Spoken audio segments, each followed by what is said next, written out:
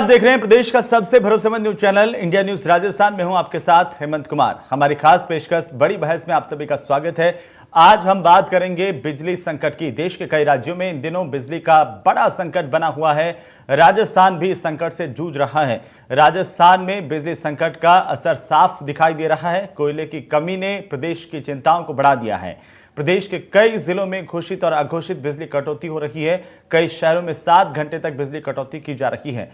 विद्युत कटौती से व्यापार, कारोबार और कारखानों में उत्पादन प्रभावित हो रहा है और इसके साथ साथ किसानों को भी काफी परेशानी का सामना करना पड़ रहा है। ऐसे में केंद्र सरकार को देश के सभी राज्यों से बात करके कोई हल निकालना चाहिए।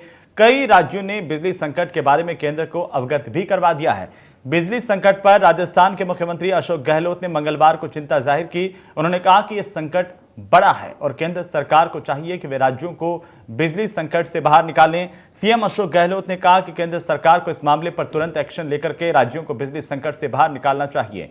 उन्होंने कहा कि ये संकट केवल राजस्थान में ही नहीं बल्कि उत्तर भारत समेत देश के कई राज्यों में बड़ा संकट बना हुआ है। अशोक गहलोत ने कहा कि आने वाले दिनों में यह संकट कितना बड़ा होगा इसका अंदाजा कोई नहीं लगा सकता। इसी बीच सवाल इस बात को लेकर के उठते हैं कि आखिरकार राजस्थान समेत पूरे देश में बिजली संकट के लिए कौन जिम्मेदार है। आखिर कब खत्म होगा बिजली संकट और इस मुद्दे पर सियासत क्यों हो रही है। इसके अलावा और भी कई सवाल जिनके इर्द गिर्द हमारी आज की बड़ी बहस केंद्रित होगी। साथ में हमारे चर्चा के लिए जयपुर स्टूडियो से कुछ खास मेहमान भी होंगे। बिजली संकट को लेकर के लगातार सियासत और इसी बीच बीजेपी कांग्रेस के बीच में आरोप प्रत्यारोप का दौर शुरू। लेकिन साथ ही हम आपको बता दें कि चाहे वो हरियाणा हो या फिर उत्तर प्रदेश हो या फिर दिल्ली हो, कई राज्यों के मुख्यमंत्रियों की ओर से इस बात को लेकर के कहा गया। दिल्ली के मुख्यमंत्री ने भी कहा कि यहां पर भी संकट की स्थितियां हैं और साथ ही साथ उत्तर प्रदेश के मुख्यमंत्री योगी आदित्यनाथ की तरफ से केंद्र को पत्र लिखा गया। लेकिन आज इसी बात को लेकर के सवाल लगातार बना हुआ है कि इस बिजली संकट का जिम्मेदार कौन है, कैसे हम इस बिजली संकट से निपट सकते हैं। और चर्चा की शुरुआत करें उससे पहले आप सुनिए मुख्यमंत्री अशोक गहलोत का बयान। अधिकांश राज्य बिजली संकट को लेकर केंद्र सरकार को कन्वे कर चुके हैं।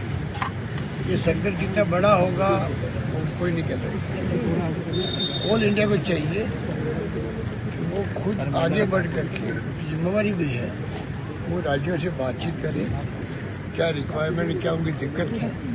क्योंकि खाली कोल माइन में पानी भर गया बरसात से, वो तो एक कारण हुआ।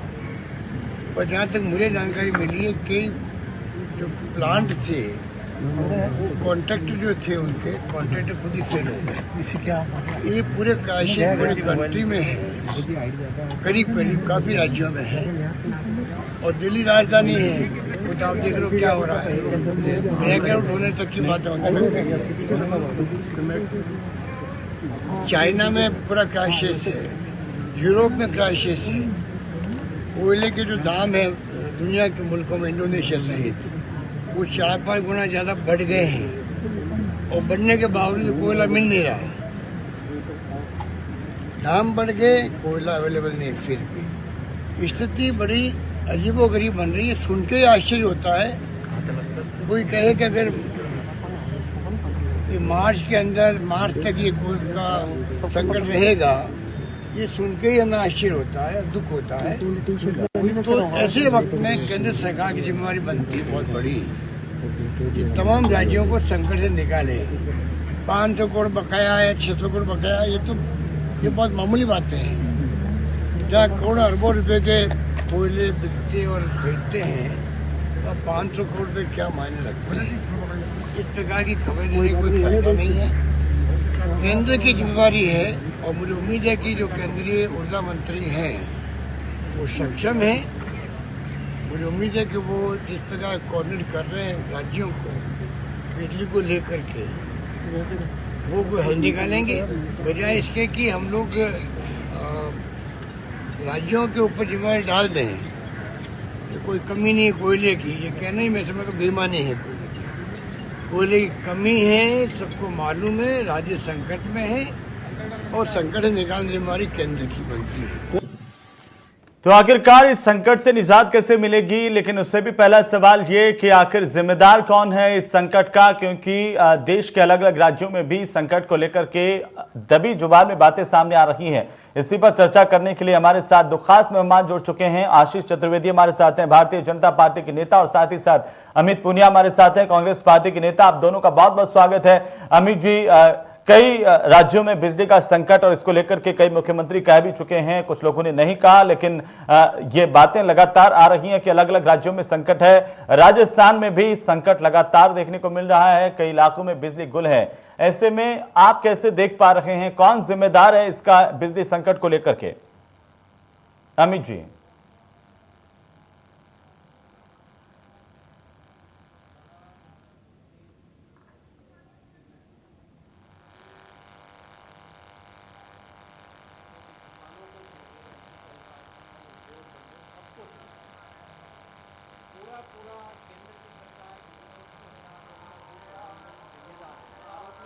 अमित जी, आपकी आवाज मुझ तक नहीं पहुंच पा रही, मैं माफी चाहता हूं इस बात को लेकर के। मैं फिर से आपके पास लौटूंगा क्योंकि आपकी आवाज मुझे नहीं मिल पा रही है, और तब तक हम कोशिश करते हैं कि आवाज ठीक हो जाए। लेकिन साथ ही साथ हम अपने दर्शकों को यह भी बताना चाहते हैं कि अलग अलग राज्यों में भी इस बात को लेकर के आहट है।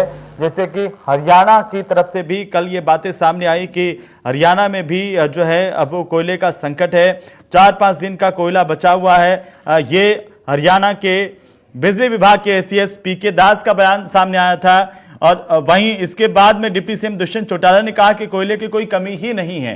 तो क्या इस बात को लेकर के भी सवाल उठना चाहिए कि संकट तो है, लेकिन भारतीय जनता पार्टी की सरकारें जहां पर वहां पर इसे ढकने की कोशिश की जा रही है। केंद्र इस मामले को लेकर के संजीदा रवैया क्यों नहीं दिखा रहा, आखिर वजह इसके पीछे की क्या है? दिल्ली के मुख्यमंत्री ने भी जब कहा तो चारों तरफ से बीजेपी नेताओं ने पलटवार किया कि मुख्यमंत्री अरविंद केजरीवाल इसको लेकर के गुमराह कर रहे हैं लोगों को, कोयले का संकट नहीं है। राजस्थान के मुख्यमंत्री लगातार कह रहे हैं कि कोयला संकट को लेकर केंद्र सरकार को पहल करनी चाहिए। आज इस बारे में बातचीत भी हुई दिल्ली में। क्या वजह है आखिरकार, क्या केंद्र की जिम्मेदारी है सिर्फ, और क्या राज्यों पर यह छोड़ा जाना चाहिए? वहीं अगर राजस्थान की बात करें तो पिछले 4-5 दिन से हालात जो है खराब बने हुए हैं। इसी बीच ये भी सामने आया कोल इंडिया के चेयरमैन प्रमोद अग्रवाल की तरफ से कि राजस्थान ने पूरे साल का कोयला खरीदा नहीं, 600 करोड़ रुपए का बकाया नहीं चुकाया, और बारिश में अचानक कोयला मांगने लगे। लेकिन क्या सियासत ही लगातार हो रही है? हमारे साथ एक बार फिर से दोनों मेहमान आशीष जी और अमित पुनिया जी दोनों हमारे साथ हैं। अमित जी, मैं चाहता हूं कि आप अपनी बात फिर से रखें। अमित जी।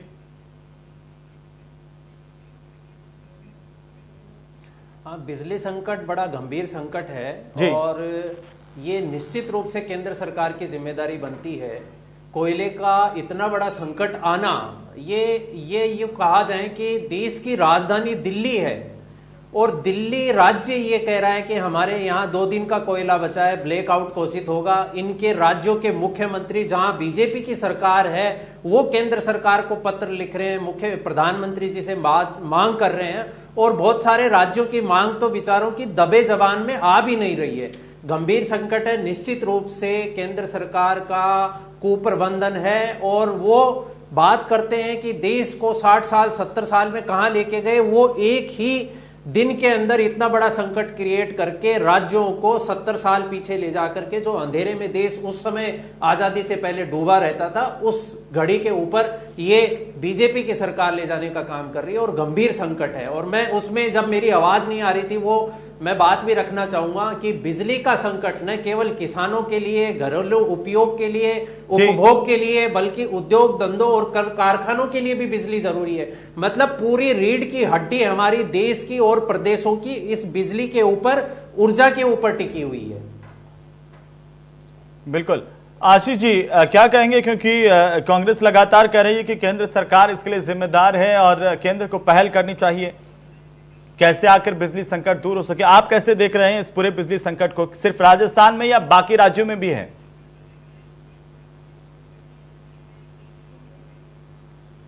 देखिए हेमंत जी, हम पहले राजस्थान की बात करते हैं, फिर देश की बात करेंगे। ठीक। हमें कुछ चीज़ों को तथ्यों से समझना होगा। देखिए, राजस्थान में जो बिजली का संकट है वो सबको पता है। आप देखिए, यहाँ पे 3 विद्युत कंपनियां हैं, जयपुर विद्युत वितरण निगम, अजमेर विद्युत वितरण निगम और जोधपुर विद्युत निगम। तीनों कंपनियों ने चाहे वो शहरी क्षेत्र हो चाहे ग्रामीण क्षेत्र हो, गाइडलाइन जारी कर दी है कि यहाँ पे कटौती होगी, शहरी क्षेत्रों में इतने घंटे कटौती होगी, ग्रामीण क्षेत्रों में इतने घंटे कटौती होगी। हेमंत जी, आपको जानकर बड़ा आश्चर्य होगा कि इन्होंने घोषणा तो कर रखी कि हम ग्रामीण क्षेत्रों में 4 घंटे बिजली कटौती करेंगे, लेकिन स्थिति यह है कि मात्र 4 घंटे भी बिजली मिल नहीं रही है। किसान परेशान हैं, ग्रामीण क्षेत्र में बहुत बुरा हाल हो रहा है और सरकार कहीं ना कहीं अपनी जिम्मेदारी से बचने के लिए सारा जो है आरोप जो है केंद्र सरकार पे लगा रही है। अब मैं आपको केंद्र सरकार की बात करता हूं। देखिए हेमंत जी, मैं भी आपको भी सुन रहा था और आज एक प्रमुख अखबार में जो है कोल इंडिया लिमिटेड के जो एमडी हैं उनका इंटरव्यू प्रकाशित हुआ है और उन्होंने तथ्यों के साथ बोला है कि आप जो राजस्थान जो है जो कोल इंडिया से बहुत पहले बिजली लिया करता था, सॉरी कोयला लिया करता था जी, आप देखिए पिछले 1 साल से वो कोल इंडिया लिमिटेड पिछले 1 साल से वो कोल इंडिया से कोल खरीद नहीं रहे हैं, जो पुराना बकाया उसको पे कर नहीं रहे हैं। और इस समय पर जब सबको पता है कि बारिश का संकट होता है तो वहां पे पानी भर जाता है और ये हर साल होता है, तो ऐसे में जो बिजली कंपनियां होती है वो अमूमन क्या करती हैं कि बारिश के दिनों में अपना स्टॉक बढ़ा करके रखती हैं। अब चूंकि आप कोल इंडिया से खरीद ही नहीं रहे हैं और जहां आपको माइनिंग अलॉट हुई है वहां पे आप खनन कर नहीं रहे हैं, तो आपने स्टॉक रखा नहीं, तो कहीं ना कहीं जो मिसमैनेजमेंट है ये आता है। अब मैं आपको देश की बात बताता हूं पूरे तथ्यों के साथ में। आप देखिए, मैं कल तक का बता रहा हूं कि डेली अगर हम बात करें तो देखिए देश में लगभग 4 लाख मेगावाट जो है बिजली का उत्पादन की रिक्वायरमेंट होती है, जिसमें से 2 लाख से अधिक जो थर्मल पावर प्लांट हैं उनसे आता है। मतलब देश का लगभग 55% जो है वो थर्मल पावर प्लांट से बनता है और यह स्थिति चाइना में भी है। चाइना का भी मेजर पार्ट जो है वो थर्मल पावर प्लांट से आता है। डेली की अगर हम रिक्वायरमेंट की बात करें तो डेली हमारा 18 लाख मैट्रिक टन जो थर्मल प्लांट से उनको रिक्वायरमेंट, पूरे देश की बता रहा हूं आपको, ठीक है। अगर हम थर्मल पावर प्लांट के एंड पर बात करें तो कल तक का स्टॉक देखें तो 72 लाख टन से ज्यादा थर्मल पावर प्लांट के पास पड़ा हुआ है। इसका मतलब पावर प्लांट के पास 4 दिन से ज्यादा का स्टॉक है। इसका मतलब पैनिक की आवश्यकता नहीं है, जो पैनिक क्रिएट किया जा रहा है ना उसकी आवश्यकता नहीं। अगर हम कोल इंडिया लिमिटेड की बात करें तो कोल इंडिया लिमिटेड ने कहा है कि हमारे एंड पर 80 लाख टन मैट्रिक टन कोयला ट्रांसपोर्टेशन में है और पाइपलाइन में है। इसका मतलब 23 दिन का कोयला पर्याप्त है और कोल इंडिया बार बार कह रहा है कि कोई संकट आने नहीं दिया जाएगा। लेकिन होता क्या है, हमको चीजें समझनी पड़ेगी जी, कि चाहे वैक्सीन का मुद्दा हो चाहे ऑक्सीजन का मुद्दा हो, जो प्रदेश की सरकार है कांग्रेस की, ये करती क्या है कि एक हवा क्रिएट करती है फिर अपने हाथ खड़े कर देती है। आप देखेंगे केंद्र सरकार में प्रदेश की बात थोड़ी थी, अगर आप वैक्सीन पे जाएंगे ऑक्सीजन पर जाएंगे तो ये तो पूरे देश में संकट था ऑक्सीजन का। ये तो हमें ये इस बात को तो मानना पड़ेगा ना कि ये तो पूरे देश में ही संकट था। क्या उत्तर प्रदेश में ऑक्सीजन की आपूर्ति पूरी थी? क्या आप कह सकते हैं मध्य प्रदेश में पूरी थी? क्या आप कह सकते हैं हरियाणा में पूरी थी? वैक्सीन का जो संकट था, हेमंत जी एक मिनट, हेमंत जी एक मिनट, मेरी बात तो सुनिए, मेरी बात तो सुनिए। हाँ। जो वैक्सीन की बात है, वैक्सीन में हमने राहुल गांधी जी ने बार बार ट्वीट किया था कि वैक्सीन कहाँ है, हमारे बच्चों की वैक्सीन कहाँ भेज दी। आप देखिए कि आज देश में 96 करोड़ से ज्यादा लोगों को वैक्सीन लग चुकी है, कहीं उपलब्धता की कोई कमी नहीं है। डेली डेली हम 1-1 करोड़ से ज्यादा लोगों को वैक्सीन लगा पा रहे हैं। आशीष जी देखिए, आशीष जी देश बड़ा है, इस देश की जनसंख्या कितनी है और उस हिसाब से 96 करोड़ को लगी है तो कितने दिन में कितने प्रतिशत लोगों को लगी है ये भी हमें देखना पड़ेगा ना। लेकिन अगर हम कोयले की बात करें, आपने राजस्थान की बात की, मैंने एक मिनट हेमंत जी एक मिनट, अब आप मेरी बात सुन ले हेमंत जी, आप मेरी बात सुन ले हेमंत जी, अब मेरी बात सुन ले, आप वैक्सीन को लेके मेरी बात सुन ले। वैक्सीन पर आज डिबेट नहीं करें ना सर, वैक्सीन पे डिबेट बहुत हो चुकी है। आप अपनी बात का जवाब दीजिएगा, पहले मुझे अपनी बात पूरी कर लेने दे। हाँ 1 मिनट जी, एक मिनट नहीं, अब आपने कुछ तथ्य उठाए तो आपको देखिए, अब आपने क्या प्रश्न उठा दिए हैं। देखिए हेमंत जी, हमने बकायदा ऐसे, आप जैसे चैनलों ने भी इसको बकायदा व्याख्या की थी कि अगर इस गति से वैक्सीन लगती रही तो हमको 10 साल लगेंगे। आप देखिए केंद्र के जो मंत्री थे उन्होंने बकायदा स्टेटमेंट दिया था कि 31 दिसंबर तक हम 100 करोड़ से ज्यादा लोगों को वैक्सीन लगा देंगे। आज देखिए 12 अक्टूबर हम 96 करोड़ लोगों को वैक्सीन लगा चुके हैं। तो आपको वो सक्सेस आप देख नहीं रहे हैं कि हमने कितनी सक्सेस दी है। जहां तक कोयला की बात है, देखिए केंद्रीय मंत्री ने आज स्टेटमेंट पर बैठक जब लग जाए तब होता है ना स्टेटमेंट, तो राजनीतिक लोगों का काम है देना। ये भी कहा गया था कि 2022 तक किसानों की आय दोगुनी हो जाएगी। 2022 तो आ गया, क्या दोगुनी लग गई ना? आप 100 करोड़ की बात की थी, 96 करोड़ को लग गई, बताइए आप। नहीं, अरे 100 करोड़ को 31 दिसंबर तक लगाने का वादा किया था हमने, 12 अक्टूबर तक 96 करोड़ को लगा दी। आप उस सक्सेस को मान ही नहीं रहे। एक मिनट आशीष जी, आप कह रहे हैं राजस्थान का जिक्र किया आपने, हरियाणा के कल बिजली विभाग के एसीएस पीके दास ने कहा कि हमारे पास सिर्फ 4-5 दिन का कोयला ही बचा है, तो क्या वहां पर भी मिसमैनेजमेंट है? मान लीजिए राजस्थान में मिसमैनेजमेंट हुआ, मान लीजिए राजस्थान कोल इंडिया से कोयला नहीं खरीद रहा था, अपने स्तर पर खरीद रहा था, ये मान लिया, लेकिन क्या हरियाणा में भी परेशानी आ गई तो वहां पर भी वहां की सरकार विफल हुई है? उत्तर प्रदेश के मुख्यमंत्री ने प्रधानमंत्री को पत्र लिखा, क्या वहां पर भी परेशानी आ गई तो वहां की सरकार भी नकारा है? क्या दिल्ली की सरकार भी नकारा है, जिसमें अरविंद केजरीवाल कह रहे थे कि ब्लैकआउट हो सकता है, परेशानी जो है वो बढ़ सकती है, बिजली का संकट गहरा सकता है?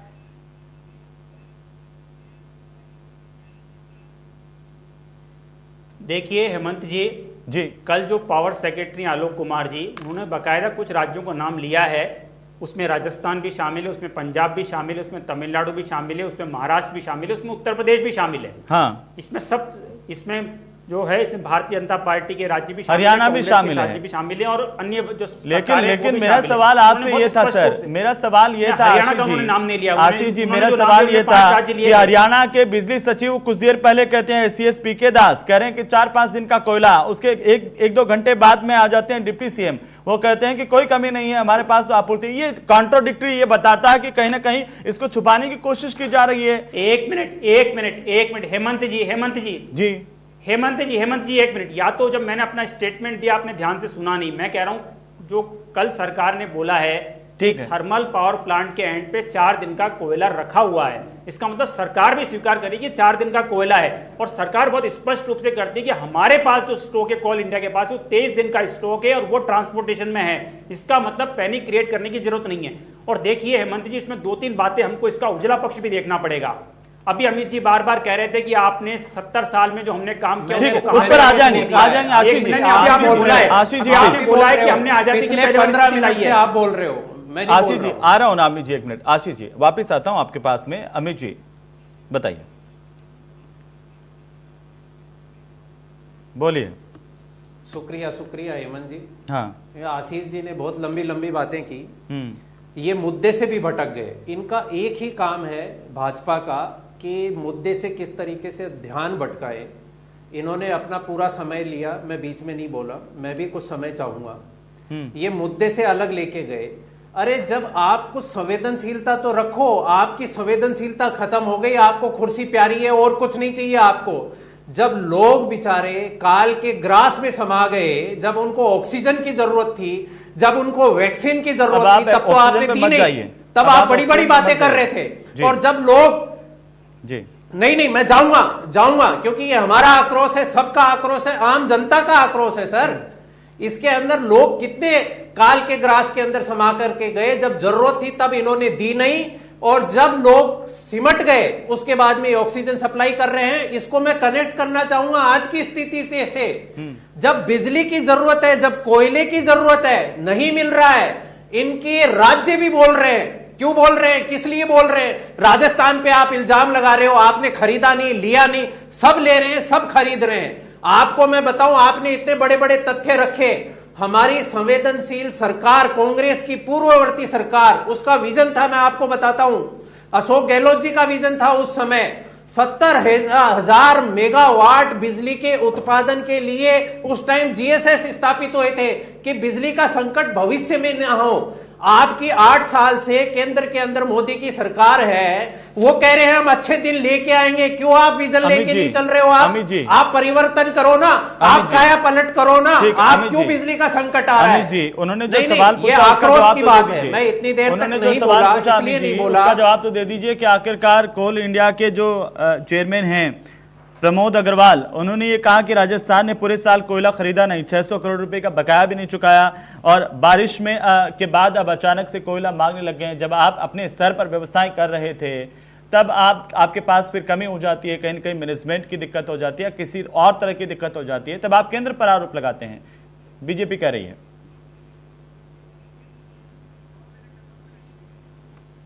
ये वो आरोप की बात है ना कि झूठे तथ्यों और आंकड़ों के साथ में हेमंत जी वो अपने एक अधिकारी को सामने ला रहे हैं।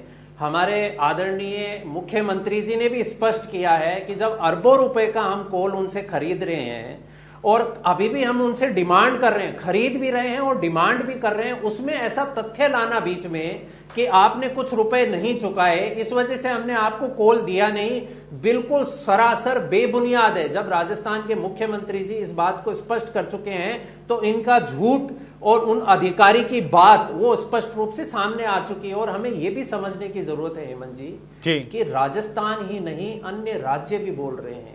हमारे इस देश की, हिंदुस्तान की राजधानी दिल्ली है। दिल्ली एक चेहरा होता है ना केवल देश के अंदर बल्कि अंतर्राष्ट्रीय स्तर पे। वो दिल्ली कह रही है कि अगर आपने इस समस्या का समाधान नहीं किया तो 2 दिन में ब्लैकआउट, घोर अंधेरा, घुप अंधेरा हो जाएगा। ठीक है, तो भी आप कुछ नहीं कर रहे हो जी। आपके ठीक है अमित जी। आशीष जी जल्दी से संक्षेप में बताएं कि बहुत राजनीति हो गई, अगर संवेदनशीलता के मुद्दों पर सॉल्यूशन क्या है? क्या आपकी जिम्मेदारी, आपका कर्तव्य नहीं बनता, जहां राजस्थान से 25 सांसद ये बार बार आता है, कि वो एक बार भी केंद्र को कह दें, पत्र लिख करके या जाकर के कह दें कि अब जो समस्या है उसका निस्तारण होना चाहिए? सॉल्यूशन क्या है? देखिए हेमंत जी, अभी कांग्रेस के प्रवक्ता अमित जी बोल रहे थे कि जो सरकार है वो झूठे तथ्य रख रही है। आप देखिए, मैंने मुख्यमंत्री जी का भी सुना है, अभी आपने जो स्टेटमेंट बताया है उससे मुख्यमंत्री जी ने कहीं डिनाई नहीं किया कि हमने 600 करोड़ रुपए दिए हैं। ये तथ्य है जो कि फैक्ट है कि आपने दिया नहीं और साल भर से कोयला खरीदा नहीं जी। मतलब सॉल्यूशन बिल्कुल समय नहीं है। अब आप उससे उस समय पे डिमांड कर रहे हैं कि अब उनके यहाँ पानी भरा हुआ है। आरोप प्रत्यारोप बहुत हो गए, आरोप प्रत्यारोप बहुत हो गए। जनता जब परेशान होती है तो केंद्र का भी दायित्व होता है, यही संघीय ढांचे का नियम है। हेमंत जी हर बार की तरह केंद्र सरकार भी जो है, हेमंत जी मेरी बात सुनिए आप जी, हर बार की तरह जब क्राइसिस आता है और राज्य सरकार इसी तरह से केंद्र पर ढोलती हैं तो केंद्र सरकार निश्चित रूप से अपनी जिम्मेदारी को समझती है और सरकारों पे इस तरह का संकट नहीं आएगा। वो अपनी जिम्मेदारी आप यहाँ बैठ करके मांग करते हैं कि राजस्थान के सांसद केंद्र के सामने इस मसले को रखें, समय पे कराना, कोरोना की तरह मत करना। अमित जी आखिरी कमेंट, आखिरी कमेंट अमित जी, आखिरी कमेंट सॉल्यूशन, आखिरी कमेंट अमित जी, उसके बाद में करेंगे। आखिरी कमेंट अमित जी। सॉल्यूशन इसमें यही है, निवेदन यही है कि समय अभी है, समय की नजाकत अभी है जी। कोरोना की तरह लेट लतीफी में मदद देंगे, बाद में कोई काम नहीं आएगी। अभी जरूरत है, चलिए अभी जरूरत है और अभी ही मांग की जा रही है तो केंद्र को भी देखना चाहिए। बहुत बहुत शुक्रिया आप दोनों का हमारे साथ जुड़ने के लिए, चर्चा में शामिल होने के लिए। कुल मिलाकर के राजस्थान समेत कई राज्यों की गुहार केंद्र से, और उम्मीद इस बात को लेकर के कि केंद्र इसे संज्ञान में लेगा और ये जो समस्या है इसका केंद्र और राज्य मिलकर के कोई समाधान तलाश कर पाएंगे।